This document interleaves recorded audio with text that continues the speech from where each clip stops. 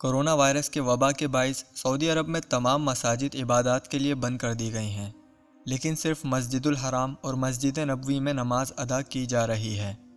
مگر وہاں پر بھی صرف انتظامیہ کے ملازمین اور خادمین نماز ادا کر سکتے ہیں، جبکہ عام لوگوں کے لیے ان دونوں مقدس ترین مساجد میں اب بھی داخلے پر پابندی عائد ہے۔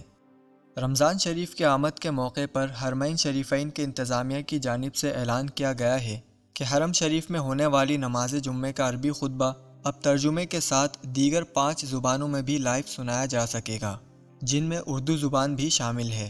انتظامیہ کے مطابق خطبے کا ترجمہ اردو، انگریزی، فرانسیسی، ملائیو اور فارسی زبان میں ترجمے کے ساتھ آن لائن نشر کیا جائے گا، جس سے دنیا بھر کے مسلمان مستفید ہو سکیں گے۔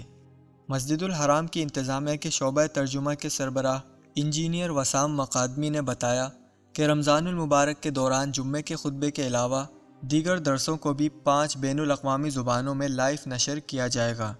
اس اقدام کا مقصد حرم شریف کے پیغام کو دنیا بھر کے مسلمانوں تک پہنچانا ہے۔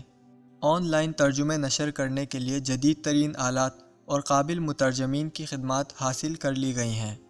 واضح رہے کہ خادم حرمین شریفین شاہ محمد عبدالعزیز نے قبل ازیں بدھ کو مکہ مکرمہ میں مسجد الحرام اور مدینہ منورہ میں مسجد نبوی صلی اللہ علیہ وسلم میں رمضان المبارک کے دوران میں نماز تراویح کی 20 کے بجائے 10 رکعت ادا کرنے کی منظوری دی تھی۔